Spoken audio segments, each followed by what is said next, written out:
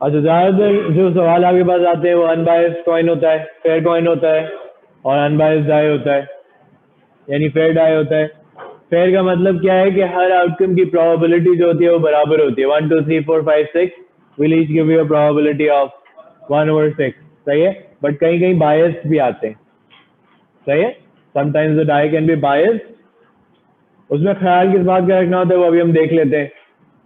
ये कहता है die is biased so that when it is rolled the probability of obtaining a score of 6 is 1/4, यानी बायस में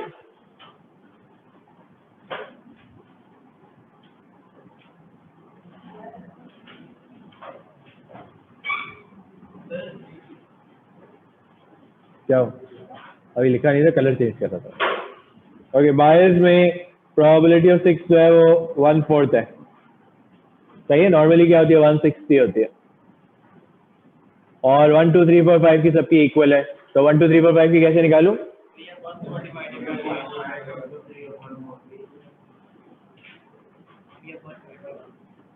मैं कहूँगा कि जो रिमेनिंग प्रोबेबिलिटी है डिवाइड बाय 5 हो जाएगी,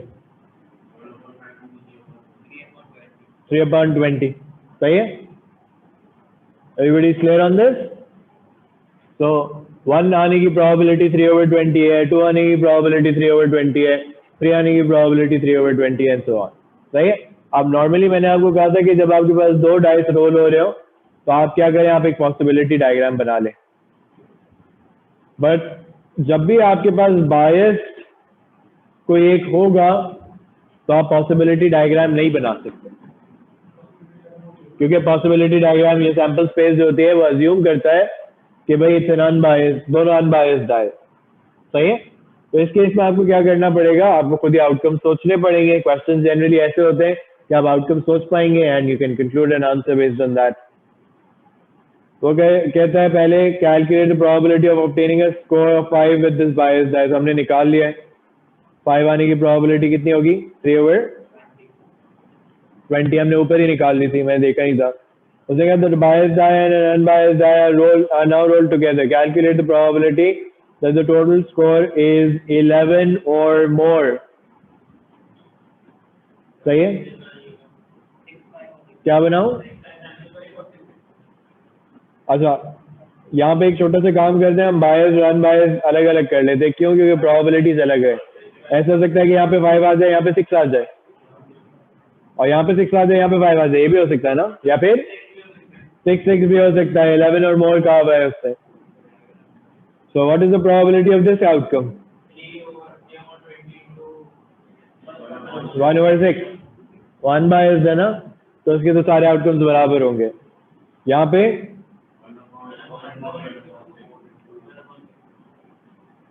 सही है, सारी प्रोबेबिलिटीज अलग अलग निकाल के ऐड कर दूंगा। Everybody understands this? मैं पॉसिबिलिटी डायग्राम सैंपल स्पेस में नहीं बना सकता, क्यों? क्योंकि सैंपल स्पेस ये अज्यूम करती है कि सारे आउटकम्स इक्वली लाइकली है। ओके,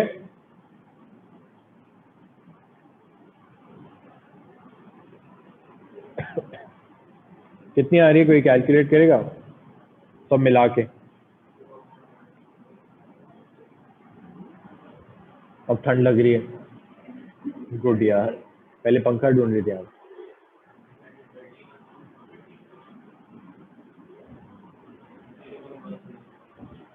फ्रैक्शन में बता दो, 13/120। ओके, 13/120 आ रही है नहीं वलीद है।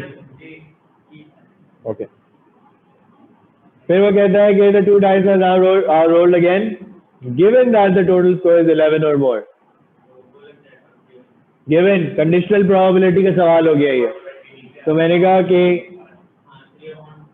Given 11 or more, what am I asking you? Calculate the probability that the score on the biased die is 6. Biased 6. तो डिनोमिनेटर में क्या आएगा,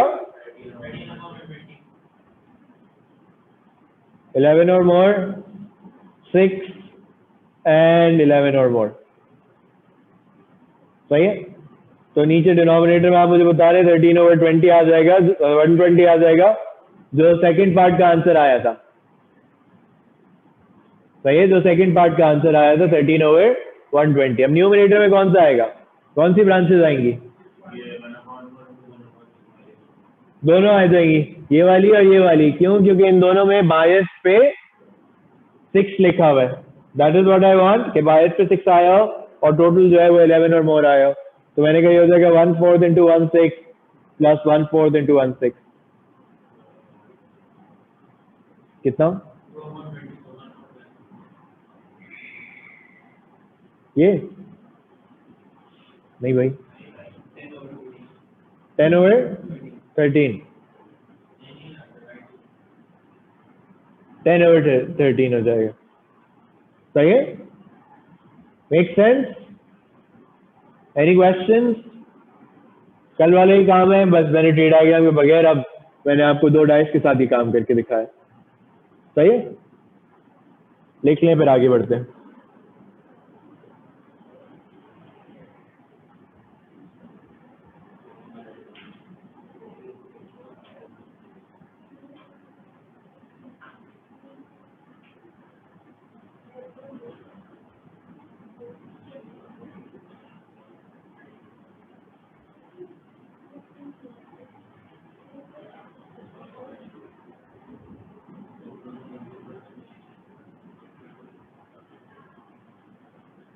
क्या हुआ? All good?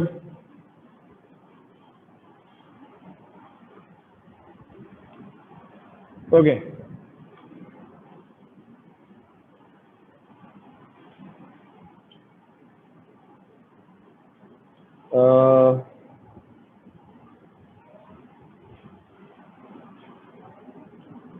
चलो ये एक आखिरी देख लो।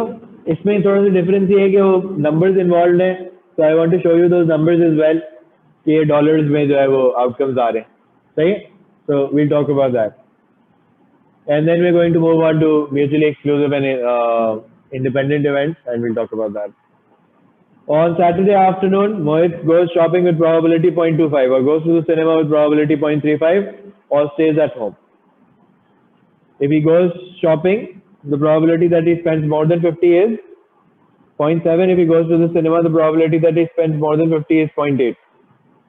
If he stays at home, he spends $10 on a pizza. Right? Find the probability that Mohit will go to the cinema and spend less than 50. Should I draw a tree diagram? It's going to make the next part easier as well.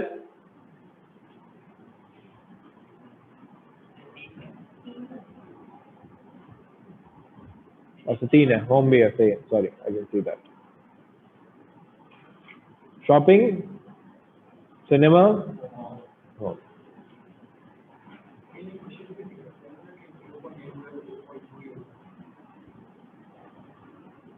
$0.8 है,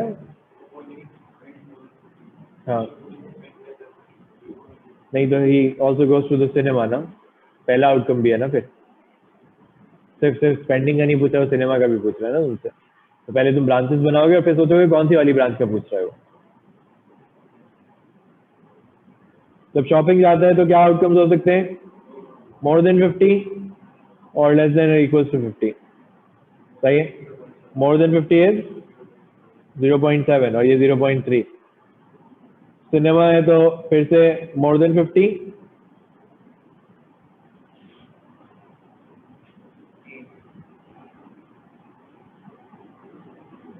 और जब घर पे रहता है तो एक ही outcome है $10 का और इसी आउटकम की प्रोबेबिलिटी 1 है। सही है, जस्ट टू शो यू कि भाई हर केस में खर्चा हो रहा है हमारा। Okay, and it's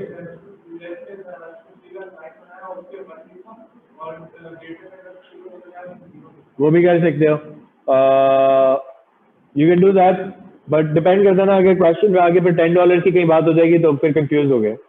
I think अच्छा इसमें तो नहीं हो रही शायद, but I could come up with a question where that $10 would also be relevant. Okay, मैं आपसे पूछ लेता कि given that he spends less than 50, what is the probability that he spend $10, then that $10 would become relevant. Okay,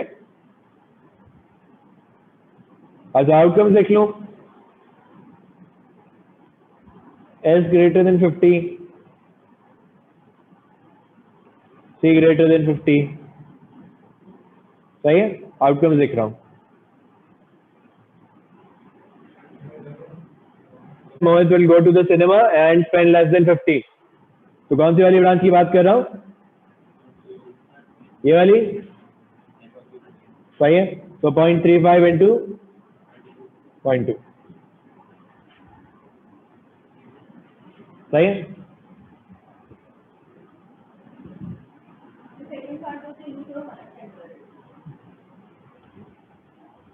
given that he spends less than 50, तो अब given condition क्या है, given less than 50, the probability that you went to the cinema, तो मैं कहूंगा denominator में क्या आ जाना चाहिए, लेस देन 50, सारे लेस देन 50, हाँ एब्सोल्युटली, और सिनेमा इन लेस देन, और ये अभी तुमने ऊपर निकाला था बिल्कुल। तो डिनोमिनेटर में क्या क्या आना चाहिए, 0.25 into 0.3 plus 0.35 into 0.2 plus 0.4 into 1, सारे लेस देन 50 वाले, ये लेस देन 50 है, सॉरी ये लेस देन 50 है, ये लेस देन 50 है, ये भी लेस देन 50 है, it is exactly $10, so it's less than 50, सही है। तो मैंने इसका भी आउटकम लिख लिया। तो डिनोमिनेटर में कितनी ब्रांचेस आ गई, 3। अब इसमें से कौन सी वाली न्यूमरेटर में आएगी, जिसके साथ सिनेमा हो, जो आपने ऊपर भी कैलकुलेट किया है। नहीं जरूरी नहीं होता, मैंने तुम लोगों को ये सिखाया है कि इसके डिनोमिनेटर में जो ब्रांचेस होंगी वही कोई उनमें से एक या दो न्यूमरेटर में आ जाएंगी, सही है।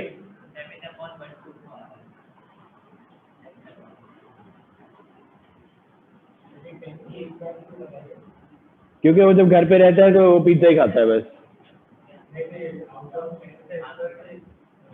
उसने कहा जब घर पे रहेगा तो और कुछ करना नहीं है उससे, he doesn't have a choice of spending more than 10, he just spends $10 on a pizza। Exclusive event और दूसरे होते हैं इंडिपेंडेंट इवेंट, दोनों के अपने अपने रूल्स होते हैं। कभी कभार वो क्वेश्चन में, जिस तरह अभी कल के सवाल में एक पूछा था, आर एंड एस इंडिपेंडेंट, वो आपसे पूछ लेता है कि भाई इंडिपेंडेंट है या नहीं है, आपने इसे प्रूव करके दिखाना होता है, सही है। अच्छा पहले हम म्यूचुअली एक्सक्लूसिव की बात करते हैं। म्यूचुअली एक्सक्लूसिव इवेंट कब होते हैं, हम कहते हैं कि 2 इवेंट्स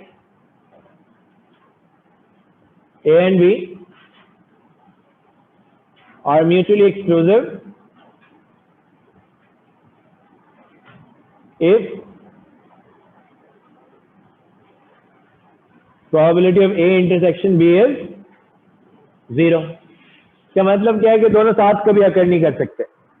मैं आपसे कहूँ कि एक बैग में रेड पेन है और ब्लू पेन है, आप पेन निकालेंगे तो या तो रेड निकलेगी या ब्लू निकलेगी, दोनों तो नहीं निकल सकती एक साथ, एक ही पेन 2 कलर की तो नहीं हो सकती। तो आप कहेंगे कि red and blue are mutually exclusive event, raining and not raining are also mutually exclusive event. क्या तो बारिश होगी या नहीं होगी, आज के दिन की अगर मैं बात करूं तो या तो बारिश होगी या नहीं होगी, तो हम कहते हैं कि ऐसे इवेंट जिसमें कोई इंटरसेक्शन ना हो वो म्यूचुअली एक्सक्लूसिव होता है। सही है। ये क्वेश्चन बड़ा फजूल सा है, यहाँ पे रखा हुआ है, जल्दी से सॉल्व करके देख लेते हैं।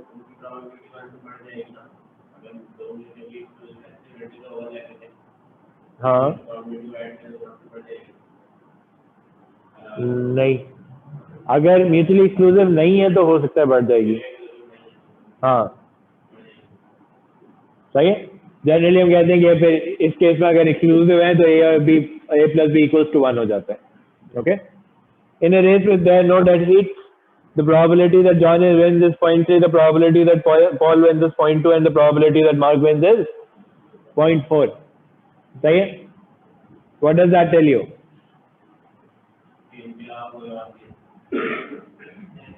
कि दो लोग एक साथ नहीं जीत सकते, कोई एक जीतेगा। सही है। Find the probability that John or Mark wins. John or Mark 0.3 plus 0.4, इनके बीच में कोई इंटरसेक्शन नहीं हो सकता, ये नहीं कह सकते कि जॉन और मार्क दोनों जीत गए। ओके, जॉन और पॉल और mark win.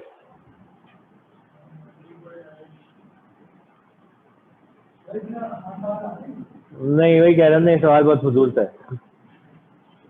It's there, it's picked up from a book just to prove a point.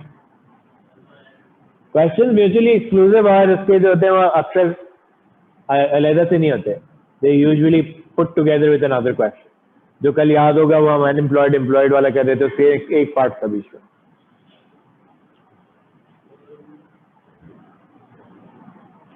सही है?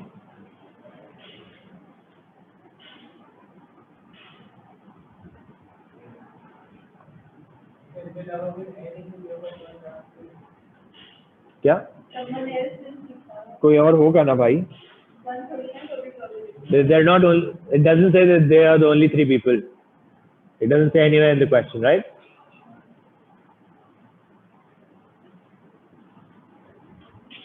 कार्ड्स सबको पता है क्या क्या होते हैं? किसको नहीं पता? कार्ड की कैटेगरीज क्या क्या होती है नहीं पता? पक्की बात है? एक दफा मैं रिपीट कर देता हूँ, because you need to know कि कार्ड में क्या क्या होता है।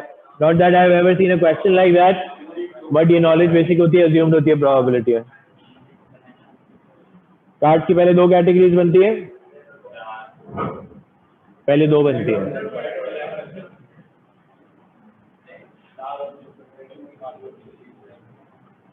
डायमंड्स एंड हार्ट,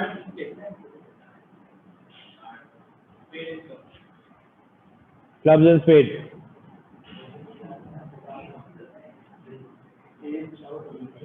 सही?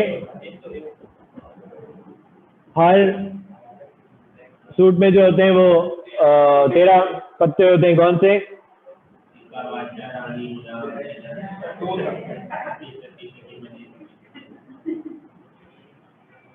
सही? ये सारे कार्ड होते हैं हर कैटेगरी के अंदर। So you have 4 aces, you have 4 kings, 4 queens, 4 jacks, 4 tens, 4 nines, and so on. Okay? King, queen, and jack are also called picture cards. Okay? ये आपको कैटेगरीज पता होनी चाहिए। सवाल ऊपर है, वो कहता है card is drawn from an ordinary pack of 52 playing card, find the probability that the card is a club और अ डायमंड। मुझे बताओ क्लब और डायमंड म्यूचुअली एक्सक्लूसिव इवेंट्स है या नहीं है? है। क्यों? क्योंकि कार्ड निकालोगे या तो क्लब निकलेगा या डायमंड निकलेगा, ऐसा नहीं हो सकता दोनों निकले। सही है? तो क्लब और डायमंड तो हम कहेंगे कि 13/52 प्लस 13/52। क्या 1/4? वो अगर रिड्यूस करो तो 1/4 बनेगा। सही है। ओके, अ क्लब और अ किंग।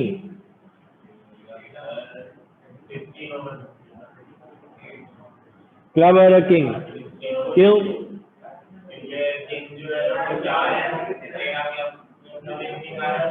तो क्लब और किंग क्या बताओगे? Are club and king mutually exclusive और not? They are not mutually exclusive, क्योंकि इवेंट ओवरलैप करता है। ओवरलैप कैसे करता है कि अगर आपने ऐसा किंग निकाल लिया जिसपे क्लब्स बने हुए हैं, सही है, क्लब वाला किंग निकाल लिया आपने, तो इंटरसेक्शन आ जाएगा। So there is one card that is common to both. तो हम कह सकते हैं कि club intersection king is 1/52। Therefore, club and king are not mutually exclusive. सही है? अब इसमें प्रोबेबिलिटी अगर निकालनी हो तो आप वो sum additional law of probabilities use करते हैं। मैंने आपको शुरू में सिखाया था कि ए यूनियन बी जो होता है वो probability of A plus probability of B minus probability of A intersection B. भूल गए होंगे, दिखा देता हूँ मैं, बता लो।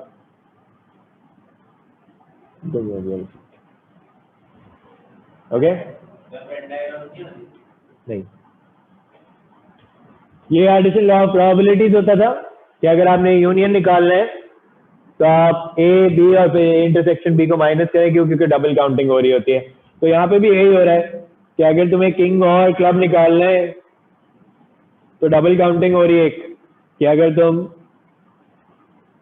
क्लब देखो तो क्लब जो होते हैं 13/52 होते हैं, सिर्फ किंग को देखोगे तो वो 4 होते हैं।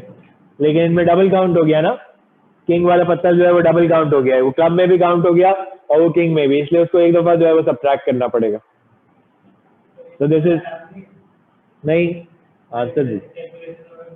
क्वेश्चन में वो जनरली ये पूछता है कि भाई म्यूचुअली एक्सक्लूसिव है या इंडिपेंडेंट है, वो ये सवाल पूछेगा आप। सही है?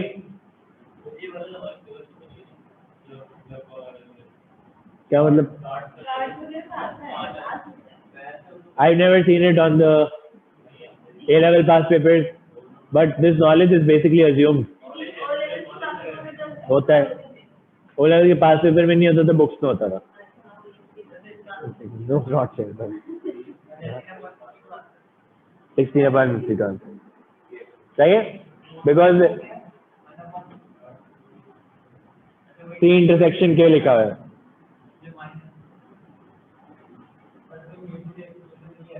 नहीं है, C and K were not mutually exclusive। सही है?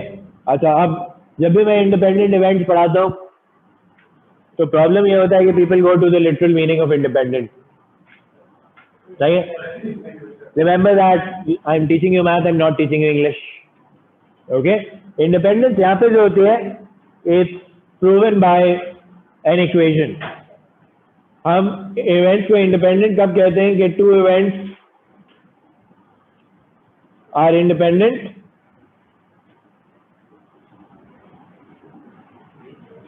when the following equation is valid।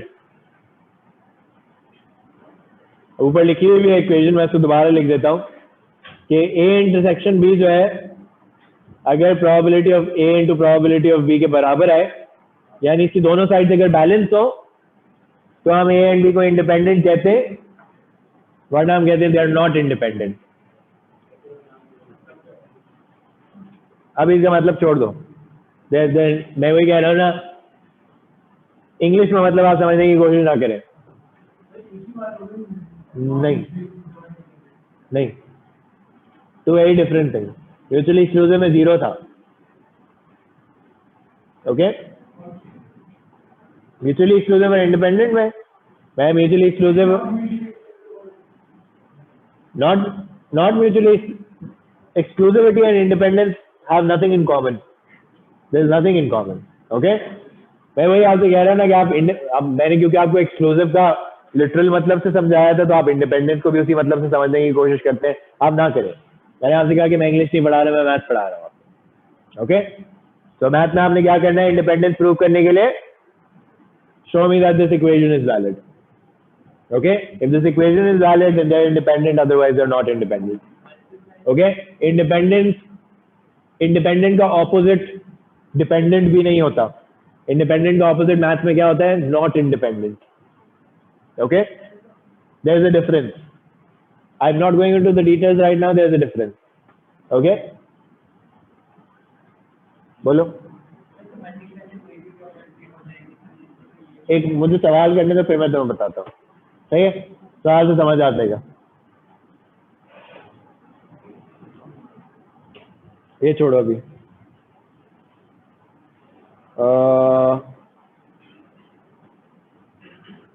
ये देखो, the events A and B are such that A, B और A union B दिया हुआ है। Find the value of A intersection B। तो क्या लगाऊंगा मैं? एडिशन लॉ ऑफ प्रोबेबिलिटीज अभी पढ़ा।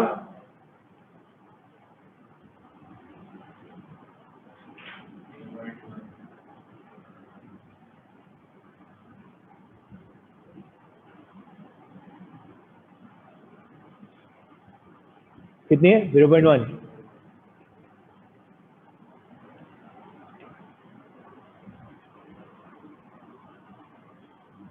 Explain why A and B are not independent. तो मैं क्या करूंगा? प्रूफ इसी तरीके से होगा। इक्वेशन लिखे, दोनों साइड फिल करें, बैलेंस होगी इक्वेशन तो इंडिपेंडेंट है, वरना नहीं है। तो मैं लिखूंगा यहाँ पे 0.1 और यहाँ पे क्या लिखूंगा? 0.45 इंटू 0.35। कोई मुझे बताएगा ये राइट हैंड साइड क्या आ रही है?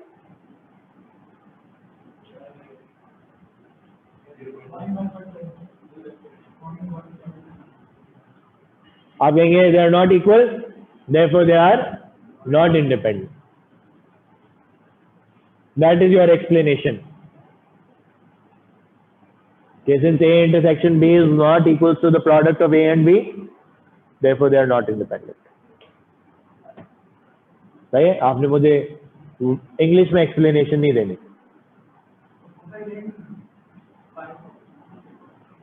इंडिपेंडेंट होता क्या है? It's difficult to explain because वो इवेंट्स आगे ऐसे आएंगे ना तो तुम्हें पता चलेगा. Let me come to a practical example. अब देखो इसमें ए और बी का कोई वो तो बताया नहीं है ना कि ए क्या था. Was it having toast and jam और was it having something else? Okay, उन सिचुएशन में वो ज्यादा प्रोमिनेंट होता है कि उसका एक्चुअल मतलब क्या है.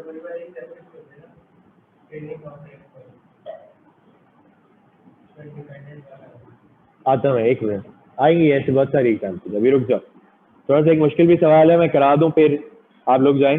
ये वाला सवाल करके चले जाना. सही. Two ordinary pair dice, one red and one blue, are to be rolled once. Find the probabilities of the following events. सही है.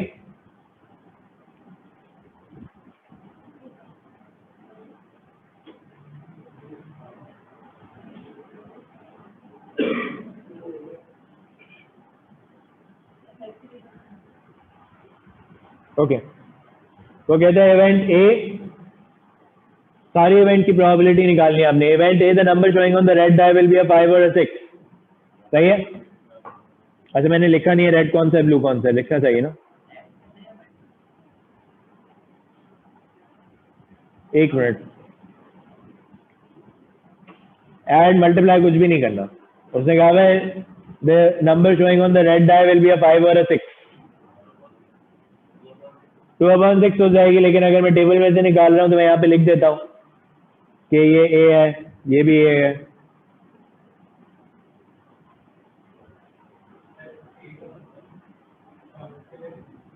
इवेंट ए के लिए तो यहाँ पे अगर लिखूंगा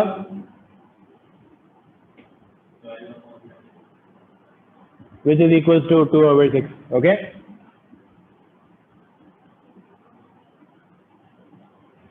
सबको बात समझ आई कि मैं कब सक्सेसफुल हूँ? जब रेड डाई पे 5 और 6 आ रहा हूँ, चाहे ब्लू डाई पे जो भी आ रहा हूँ. ब्लू डाई पे 1 भी आ सकता है, 2 भी आ सकता है, 3 भी आ सकता है, and so on. Okay, so there are 12 possible outcomes where I am successful when I talk about event A. Event B, the total numbers on the two dice will be 7. तो मैंने कहा 7 यहाँ पे आएगा, 7 यहाँ पे भी आएगा, 7 यहाँ आएगा,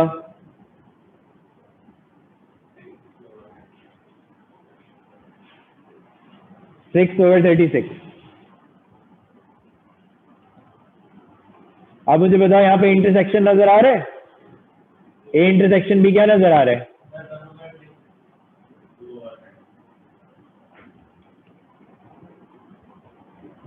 can everybody see A intersection B?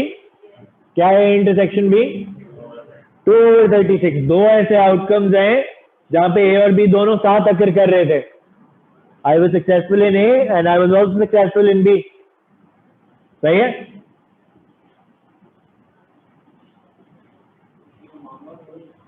मांगा नहीं, मैं ऐसे ही निकाल के दिखा रहा हूँ.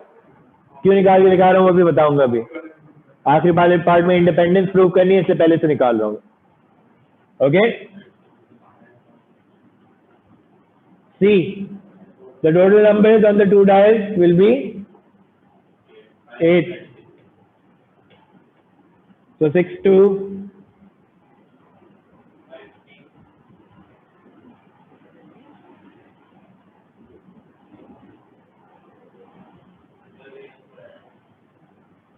सही है.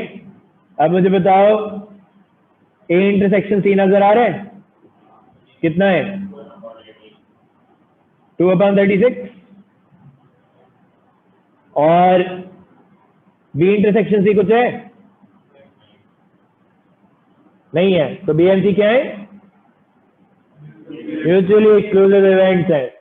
तो if I were to ask you इनमें से कौन से म्यूचुअली एक्सक्लूसिव इवेंट्स हैं, तो आप कहेंगे B and C are mutually exclusive. The other two are not mutually exclusive, but that does not tell me that they are independent.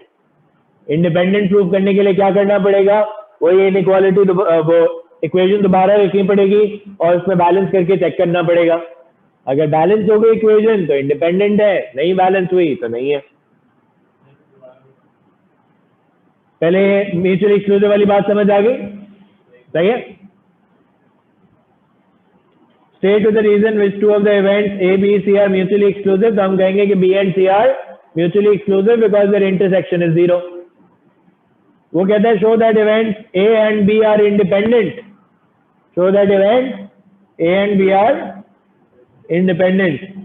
तो इसका मतलब क्या है कि this must be true, if they are independent then this must be true. Intersection कितना आया था और ए कितना आया था?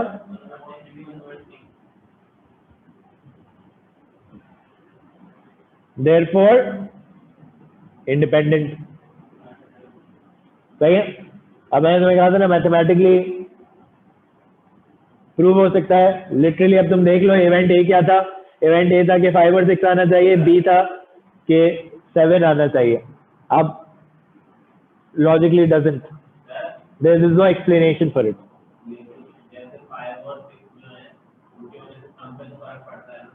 हाँ मैं वही तुम्हें कह रहा हूँ ना, तुम्हें इंडिपेंडेंट का इंग्लिश में मतलब ना सोचो, don't think about that. Independence in mathematics is just this equation. Okay? I'm not proving to you that in the real world one outcome is not dependent on the other one. Okay?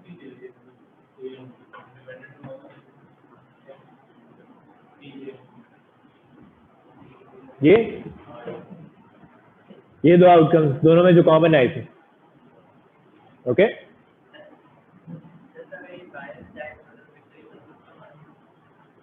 Bias die होगा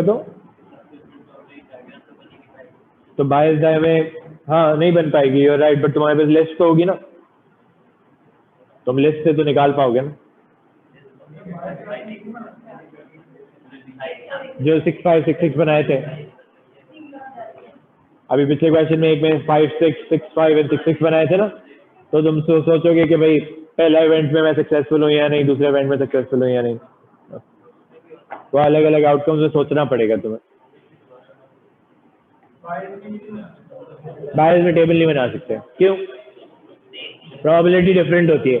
ये table assume करता है कि the probabilities are identical. सही है? Everybody clear?